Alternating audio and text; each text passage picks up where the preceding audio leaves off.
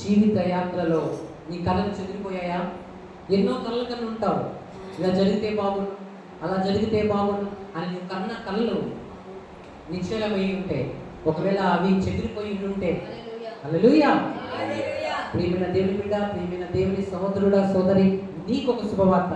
నేను ప్రకటిస్తున్న యేసుక్రీస్తు ఎవరంటే చెదిరిపోయిన కళ్ళను సహితం కూడా బాగు చేయగల సమర్థుడు, పాడైపోయిన జీవితాలను సైతం బాగు చేయగల సమర్థుడు, తాగుడు లాంటి భయంకరమైన వ్యసనానికి గురైపోయిన జీవితాలను కూడా బాగు చేసి నిలబెట్టగల సమర్థుడు నేను ప్రకటిస్తున్న యేసుక్రీస్తు.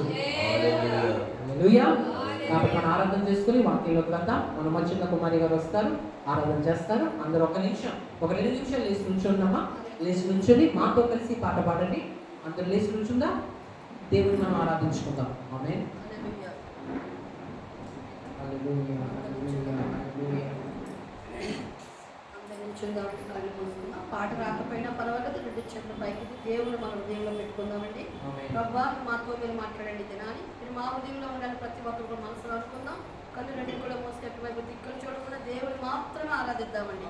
మన మధ్యలో ఉన్నారు యేసయ్య, మన మధ్యలో సంచారం చేస్తున్నారు. ఎవరు దిగులేమనుకునో వారిని దృష్టిస్తున్నాను అన్నారు ప్రభు. మనం మనుషుల వైపు మనం ఎవరు చూడకూడదండి, దేవుని వైపే చూద్దాం. దేవుని సన్నిధికి వచ్చిన దేవుడు మాత్రం ఈ దినాన్ని ఏం మాట్లాడబోతున్నారు, ఏమి నాతో దేవుని మాట్లాడిన కదిలించబోతున్నాం తలంపు తప్ప ఇంకో 2వ తలంపు సంఘంలో ఉండకూడదు. అందరూ కూడా కళ్ళు మూసుకొని హృదయపూర్వక దేవుని మన హృదయంలోకి ఆహ్వానిస్తూ ఆరాధన పాట పాడదామండి. ప్రతి ఒక్కరు కూడా చేతులు పైకెత్తి చేతులు స్తుతిస్తూ దేవుని మహింపరుస్తూ దేవుని చేతులు పైకెద్దామండి. ప్రతి ఒక్కరు చేతులు పైకెద్దాం, కళ్ళు మూసుకుందాం. రాక్షాని భవనములో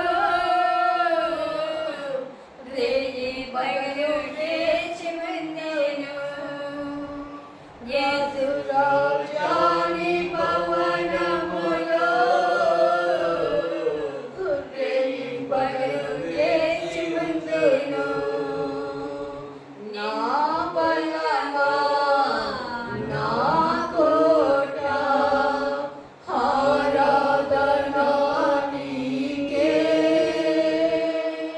నా దుర్గమా ఆశ్రయమా ఆరాధనా